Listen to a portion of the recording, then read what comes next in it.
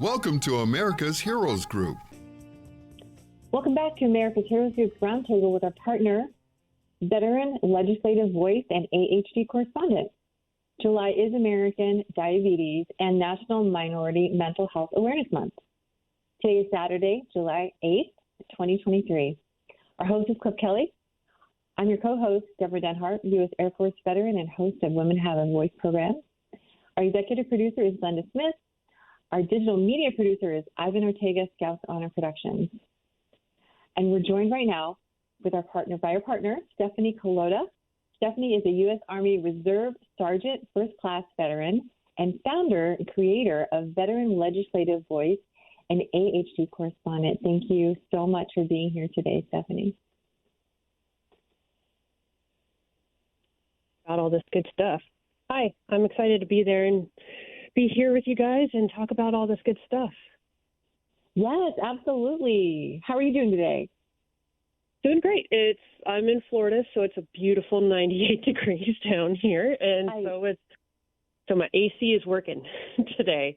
Oh yes, that's great. Nice. I love that. Now we are going to be talking about the new reports regarding military and veteran suicide, which were staggering to me. Yes, when I did some research. Yeah, it is. Can you share some of those, like some of the statistics that related to this veteran and military suicides? Yeah, well, the DoD released their quarterly report for the suicides that's been happening within the military, and that's of the first quarter, and it has increased. But I will say it is scary. It's increased higher than it was from the previous year.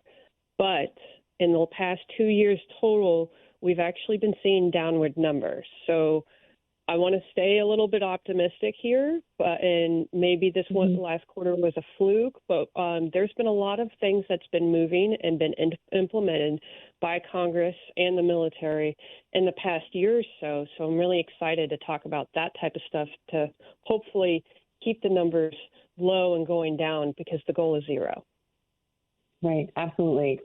Now, it was very interesting as far as certain branches were higher in the number of suicides. Can you speak to that a little bit? Well, that can vary on different things. I will say up-tempo. If those that don't know what that means, it's basically like the rhythm and the amount of intensity the work is for the mission that the units have can change a lot of things. In the past year, more people are not working remotely anymore. Our numbers went down during COVID because majority of our forces were working remotely, which can help with mental health because they're right there in their home. They're able to relax more, decompress more. But when you're having to be in the workplace, it can be a totally different issue. So that can play a lot into it. I'm a little surprised at the Navy staying the same, mostly because there's been a lot of issues that's been happening with a higher concentration of deaths by suicide for sailors that are working on ships that are currently going through their renovations, because that can be a really stressful and high intense work environment. And a lot of those sailors that had died by suicide were the ones that had to live on the ship as it was going through renovation. Wow. And I noticed like the Army was the highest. Yes. Right? Yes, it was. Like the Army, and then I think below that was the Marines. So, the Marine Corps. The Army increased by 12. The Marine Corps increased by 6. The Navy stayed the same. The Air Force increased by 1. And with the Space Force, there's no deaths of suicide, but I think they're under 500 members right now. So, but we'll keep up on that one as well. Yeah. I thought it was interesting as far as the Army division in Alaska. Yes. That had some high number of suicides. And what are some things that were affecting that? I mean, it was crazy, the number of suicides in Alaska. Yeah, well, it's the weather. Can be very, very harmful to someone's health. One of the things with Alaska is that there are times where there is no light or no sun or very little sun. And we know that the lack of sun equals deficiency in vitamin D. Vitamin D deficiencies actually can increase likelihood of mental health issues and many other issues, but mental health is a very big one there. When I served on Fort Lewis in Washington State, I was definitely vitamin D deficient and had to be on supplements. And I noticed a big difference when my numbers went back up into the healthy range. And so one of those things is pretty big to keep a watch on. And the other part is that it's very geographically isolating. Alaska is huge. There are only so many people per capita, and it counts as an overseas deployment or overseas assignment because it's so far from family. Wow. Yeah, a lot of times Alaska does count that. I'm sorry, say that again? Yeah, Alaska does count as overseas assignment, like Hawaii. They're count as overseas assignments because, or at least from what I remember, because it's so far from their families in hometowns. That's true. And, you know, the connection with other people, if you're so isolated, that's a huge impact on your mental health, right? Yes, it is. Yes, it is. And one of the things that I'm kind of encouraged about, one of the Army divisions in Alaska has been doing, they started mandatory wellness counseling with their soldiers. So they're requiring them to go see mental health professionals in the very first 6 months of implementation, then again every year. And they also will count chaplains, and it basically will help them really introduce themselves to the mental health program and the different ways that they can help them with the variety of therapies that they could provide to help, because some service members prefer to speak to a chaplain. Some service members would not really want to talk about it at all, but that's fine. There's other therapies that they can do for that. And that's one of these things that I think is really encouraging to see. I do remember, I believe it was in Fort Sill or Fort Riley a couple of years ago, the entire, the base commander had instituted something similar. And so they've been seeing a little bit of improvement. He has since parted. He's somewhere else from what I remember. But I would love to see the numbers from that. That has yet to be published to see how that affected things. On that same line, is that the same as Mission 100, what you're talking about, or is that's something different?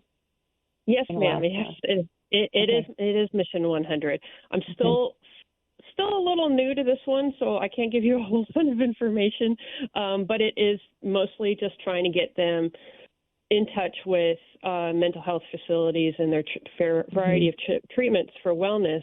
And, another thing that the team leaders or the leadership of the soldiers are supposed to contact their family members and introduce themselves. So you have that little bit of extra help there, which can really help out a lot. When I had worked for the Army Reserve as a DoD civilian, I often had to contact the family just to get a read on what's going on. You only see your soldiers once a month, if that, and sometimes things happen in between. And having that extra help with family members can really help things. I really was impressed with the Mission 100 in Alaska because of their high suicides at Fort Wainwright, and they, provide plane tickets for their service members, the blackout curtains, because like you said, sleep affects that, right? Because it's daylight. So that's, if you're sleep deprived, that can also cause, not good mental wellness, poor mental wellness, and like you said, talking to chaplains, and they're available after hours. Those could be some things that any location, any assignment could just simply offer and just look into to help with these suicide rates. I mean, what are your thoughts on that? Yeah, I really think that would be something that would be really helpful, especially with many other bases. Just having that, I guess, customized care for your own soldiers, your own troops, is something that's really important. Something that's, that would affect something very local to them. In the South, it's the heat and the humidity that can really cause a lot of issues. And the small little things that helps around there can really make a difference. Yeah. I've even, because I've had training in yoga practice. And so when I was in the Army Reserves, we had a very trying couple of months because we lost not one but two members of our people in our company, and not to suicide. Both of them were accidents. And but everybody was very emotionally affected. So after one of the memorial services that we held, I took them back to the drill hall, and we brought out all those big wrestling mats, and we did yoga for a good hour. And we ended with the savasana pose, where everybody would just relax and just meditate, laying really comfortably on the ground. And a good amount of my soldiers fell asleep. I let them stay for at least a good 30 minutes because 30 minutes nap is perfect. And that really helped them out a lot. They really bounced back after that. And those little things is what counts for mental health. I do want to talk about I do want to talk about the Brandon Act because a couple of months ago, in May, the DoD has finally started their implementation of it. The Brandon Act is basically, it's giving the soldiers, the service members, the right to go see mental health, and they request it through their chain of command, their leadership and commander. And it's supposed to give them complete protection to see mental health without any reprisal, without any issues being treated one way or another. And this is really important. It's named after Petty Officer Third Class Brandon Casarda, who died by suicide back in 2018. And since then, his parents, who actually his father was a Master Chief, he and his wife and the mother basically fought for this act for the rest of Brandon's sailors and all of his coworkers there. That's amazing. Mm-hmm. I think that's so. Go ahead. I'm sorry. No, sorry. So we're hoping to see. It's supposed to be completely implemented for active duty. We might see some effects or some talk about it in a couple of months, so we'll see how that goes. I see about Congress maybe having to talk about that specifically in about 6 months to a year. How do you think that will impact our service members now when that's implemented? I think it would really help with trying to banish out the stigma of going to mental health. The other thing about it is that the more that commanders see or leadership see who actually goes, because the thing is that a lot of times that happens in the military is leadership overreact when someone goes to mental health, because the very quick knee-jerk reaction is, oh my God, they're crazy, or oh my God, they're going to kill themselves. Well, that's not really one of the reasons why they go to mental health. They go because they're not feeling good, and it's just like a cold. It's just like a sprained ankle. You're not feeling good. You're not feeling right. You can get this checked up. When I was the thing is that I was very upfront and honest after a while, because in the beginning, people only thought I went to dental. And then afterwards, I became very honest about it, because no one would actually believe that I was actively seeking therapy, cognitive behavioral therapy, and taking medication, mostly because it helps. I have a head injury, and biochemistry can be really affected by head injuries and other forms of trauma, and that can really change things. And so medication helps with that. And having more exposure to people knowing who's pretty much the leadership knowing and understanding about mental health themselves would really help out a lot. That's such a great point. You know, if your leaders speak up and say, I know it's helped in my organization that I'm in, you know, when our leader, you know, comes up and says, you know, I want everyone to make sure that you're taking time for your family, take your leave. You know, he promotes that. And I love that because it gives me the freedom to say, okay, I know there's a lot of work, but he also says you have to take care of yourself. So if more people would say that, you know, stand up for that and say, you know, if you need to see someone to take care of you, do that. So what kind of an impact would that have for the soldiers? Huge impact. I was lucky for one of the battalion commanders I used to work for. He was actually a psychology high school teacher, and he openly talked about therapy and help, and basically tried to help people understand that self-care is needed. You're going to need to take that time off, and but a lot of leaders still forget this. So this is something that leaders can learn from, and I'm hoping that will also come into play and help the leaders pretty much be better leaders. Absolutely. And, you know, there was an example in the information, one of the articles that you had sent that was a little disappointing, and I think it's maybe something for them to learn, is that, you know, one of the, this was in Alaska, a member had, like, you know, gone to chaplain and ended up going every day. Yeah. And then he was reprimanded because he went over on his, you know, counseling time, therapy, you know, with the chaplain. And then the supervisor reprimanded him. And he said, I was in, you know, counseling, I was with the chaplain, and he still got reprimanded. So, you know, that support needs to be there too, don't you think? I mean, you have to, you know, if you're going to say we want your mental well-being, you have to have, the supervisors need to be, yes, you don't reprimand them for being in with the chaplain, right? Right. Yeah, because they could just be having a tough time over something, and a lot of people need that. I mean, it's just like having a pulled muscle, and you're having the time off from all the physical things that you have to do. Having that really helps. And one of the things when I was a leader was understanding what's really going on with the soldiers.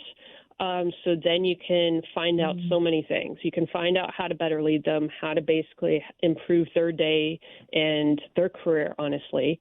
And you're more likely to get the mission done. And honestly, and it sounds crazy, allowing them that time to get what's needed done, you actually can complete the missions quicker, faster, and with better quality. And so that's one of the things that I hope is starting to become more apparent for a lot of people. You know, that's just like on an airplane. This is how I look at self-care. You know, if you don't grab the mask, they say, parents, put the mask on, put your oxygen mask on, and then take care of your children. Yeah. Right? If you're not taking care of yourself physically, mentally, how are you going to be a better service member? You know, how can you do your job effectively? I think it falls in that same category. So, yeah, it does. Yes, most definitely. And so here about families, there's a bill out there right now that I think is really important. It's House Bill 3077, and it establishes a counseling program for certain survivors of veterans who had died at the result of suicide. I think this is also would be important for military families as well. They do have specific benefits that happens as well, but this one would be really important for them, and it's called the Green Star Families Act. And many people might know with the military that there's a star that means several things. A blue star is for service members that are currently serving or currently deployed. Gold star for those that had died in action. And there isn't one for suicide or those that died stateside. With training accidents, what have you. And so this would actually implement that, pretty much more benefits and more help for those families that could be impacted because of suicide. How can our audience find out more about it? Just go ahead and Google. Go ahead and Google it, Green Star Families Act. It was introduced by Representative Van Drew. He's from New Jersey, Republican, and I think this would be really important. Google your House representative. How do I find my House rep? And you could get their office numbers. A lot of times they'll have mobile office hours. If you sign up for, their newsletters and such, you'll be contacted and you get a lot of information. You can actually sign up for that for like a lot of representatives that you might not be in their district for. So you get to find out a lot of different things. But I highly encourage people to do that, especially with their senators as well. And just give the office a call. I encourage people to call the DC office. You're most likely going to get an intern that is a low-paid or volunteer intern that answers first. So just ask them to speak to somebody that is a liaison to military and veterans, and then you talk to that person. Tell them that they want their representative or senator to support this Green Star Families Act. That's amazing. That is great. Yeah, I mean, it's so important that it's. Go ahead. It's so important also to understand that representatives and senators want to know what their constituents want to pass. They want to hear what's needed, especially with those things that's been happening, the active shooters, those different things. Many people will call up their House representatives and senators for basically seeking support and trying to make a change. This one is just as important in trying to get this changed. Yes, and just also showing the importance of this is important. Suicide is happening. To active duty service members, to veterans, and to have a voice in, that process, and just also say, let's do something, right? Is this their way of also, for us as communities having a voice by calling that office as well, right? Yes, so important. So in 2020, over 6,000 veterans had died by suicide. There are estimates and other research that says that the numbers could be increased. It could be much more because the Warrior Partnership has done separate studies and they think that the number is much higher. And one of the reasons for that is because it's pretty difficult to identify who's a veteran unless the families volunteer that information. But if a veteran doesn't have a family or doesn't have any big identifiers in the home or what have you, that could actually be thrown on the rug and they can miss that. And that's actually pretty common with women veterans. Most veterans, especially male veterans, have patriotic-like tattoos, and women veterans are much less likely to have those. And the Warrior Partnership has said that those military tattoos are one of the biggest reasons how they identify a veteran. The other is finding their card or dog tags or what have you. But with women veterans, a lot of women veterans don't feel like they're veterans. And so they don't normally go for the benefits of veterans. And that can actually cause much big differences in studies. So we might not even know certain numbers that could be actually happening out there. Wow. Stephanie, So what a great show. I know, she's amazing. Thank you so much, Stephanie, for being here today. And thank you to our audience. And we'll definitely see you next time on America's Heroes Group in a week. Welcome to America's Heroes Group.